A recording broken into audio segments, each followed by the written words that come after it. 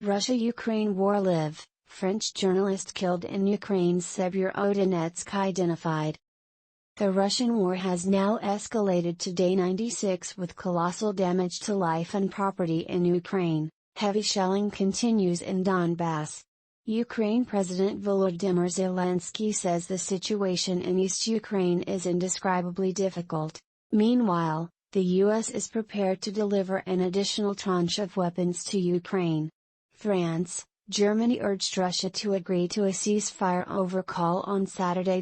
French journalist killed in Ukraine identified as Frédéric Leclerc. French President Emmanuel Macron on Monday officially identified the journalist that was killed near Severodonetsk as Frédéric Leclerc.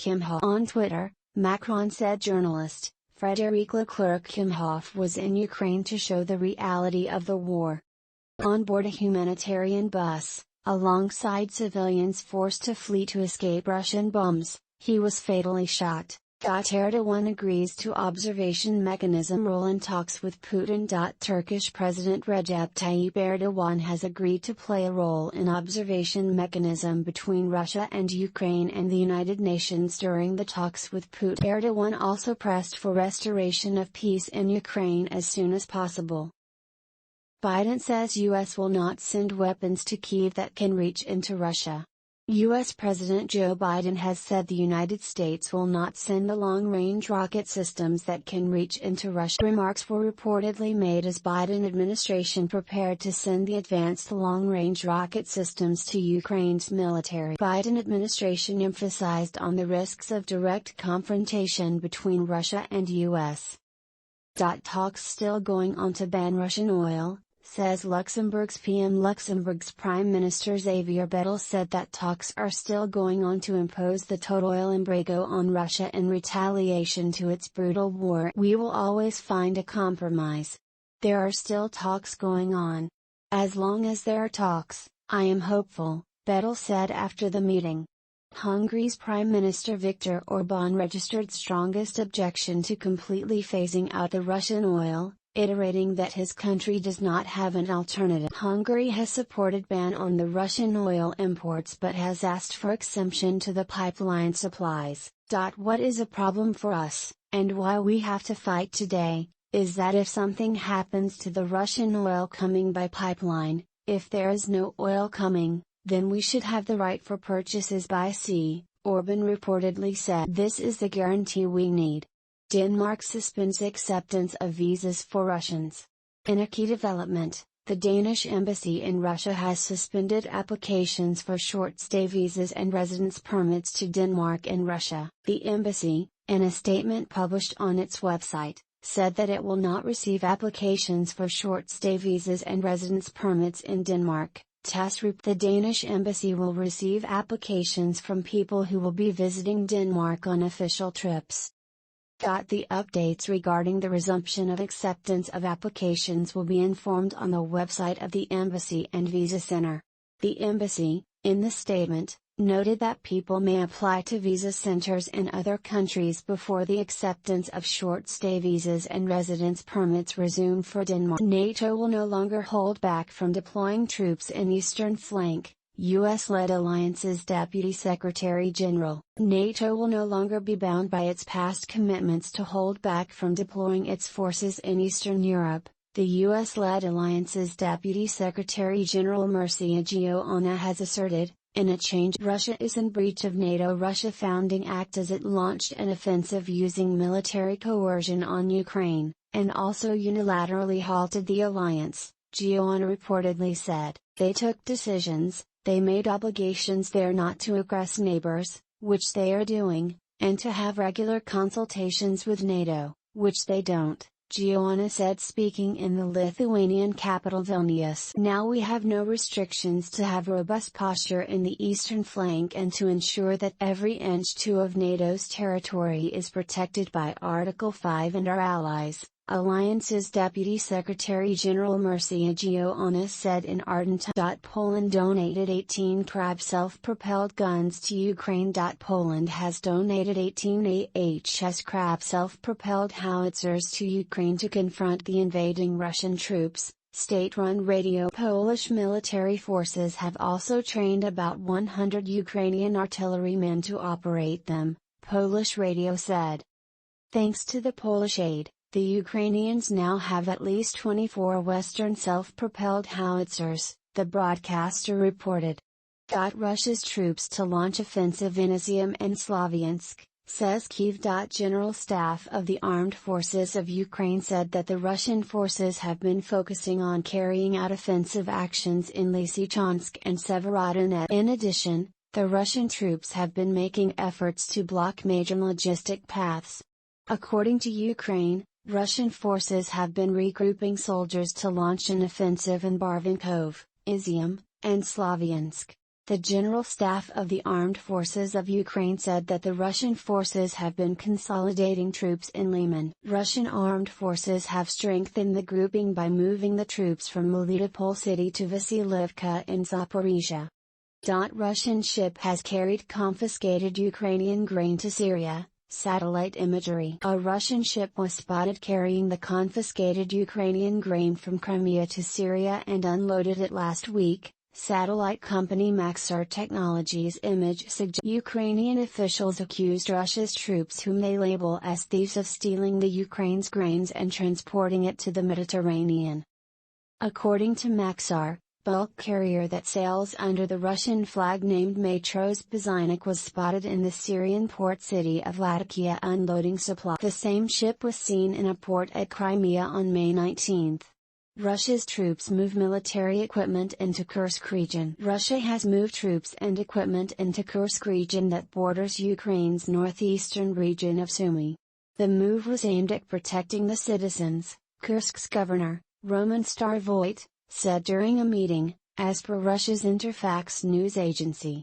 Everything is aimed at ensuring the life and safety of the inhabitants of the region, the governor said on Telegram. French journalist killed near Severodonetsk after car hit by assault. A French journalist has been killed near Severodonetsk as the evacuation car was hit by an assault, Luhansk's regional governor, Serhiy Gaidai, said in a statement. At least 2 civilians were dead and 5 others were wounded in intense shelling as Russian troops advanced the outskirts of Severodonetsk city. Today our armored evacuation vehicle was going to pick up 10 people from the area and came under enemy fire. Shrapnel from shells pierced the armor of the car. A fatal wound to the neck was received by an accredited French journalist who was making material about the evacuation. A patrol policeman was rescued by a helmet, Serhiy Gaidai said in a statement. EU renewed efforts for total oil embargo on Russia on Monday. European Union officials have renewed the efforts to impose the total oil embargo on Moscow as the talks ended in deadlock, and EU countries, particularly Hungary, remained divided on the 6th round of EU's 27 ambassadors could not reach a consensus on the oil embargo on Sunday night after an intense debate in Brussels. Talks, although, resumed on Monday. I think what I've seen in the room is that there is a willingness from all member states to work on oil and to ban oil from European markets, an EU official reportedly said. The question is, how to do it and how to cater for national specificities, since some member states are more dependent on this than others, he added, according to broadcaster CNN. NATO support for Ukraine unbreakable, says Spanish PM. Spanish Prime Minister Pedro Sanchez said that NATO's support for Ukraine is unbreakable as he hailed the Ukrainian forces fighting the Russian troops for nearly 3. Speaking at Madrid ceremony marking the 40th anniversary of joining the alliance, Sanchez said, "The atrocities in the war in Ukraine, and the death of innocent victims leads to condemnations of Russia's president without reserve," Sanchez said. Putin will not achieve his aims because NATO allies' support of Ukraine is unbreakable. NATO Secretary General Jens Stoltenberg praised Spain's contribution to the NATO, adding that he looks forward to NATO's summit in Madrid at the end of June. Eurovision winners sell trophy to buy drones for Ukraine's military. Ukrainian folk rap band, the winner of the Eurovision Song Contest, have said that they sold their trophy for $900,000 to buy drones for Ukraine's military force. Kalush Orchestra was given a crystal microphone trophy earlier this month after it defeated the main rival United Kingdom and Spain. The trophy was being auctioned on Whitebit, a cryptocurrency exchange, to raise €1 million, $1,077,000, to buy PD-2 drones for the Ukraine's forces. You are incredible, the band wrote on Instagram. We are grateful to each of you who donated funds for this auction, and especially grateful to the @whitebit_UA team who bought the trophy for $900,000. Situation tense along front line in Donetsk region, says Ukraine. A fierce fighting is ensuing in the Donetsk region, eastern Ukraine. The regional military administration for Donetsk. Russians have been plummeting the city with arms, tanks, artillery, mortars, and MLRS Scrad rockets, a statement from the regional military said. At least 24 buildings were destroyed, including 20 residential buildings, an electric substation and a shopping mall, according to CNN. French Foreign FM visits Ukraine to meet with President Volodymyr Zelensky. French Foreign Affairs Minister Catherine Colonna has arrived in Ukraine on her first trip to the war-torn. She met with the Ukrainian President Volodymyr Zelensky, and took stock of the damages caused by the Russian assault on the territory. She also discussed France's support with her counterpart Ukrainian Foreign Minister Dmytro Kuleba.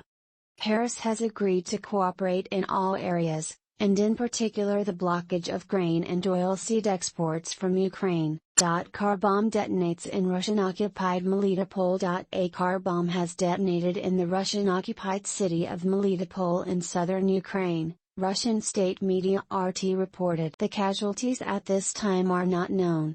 The vehicle was parked in the center of the city near the House of Culture, which is being operated by the Russian troops. The blast caused damage to the building and shattered the windows.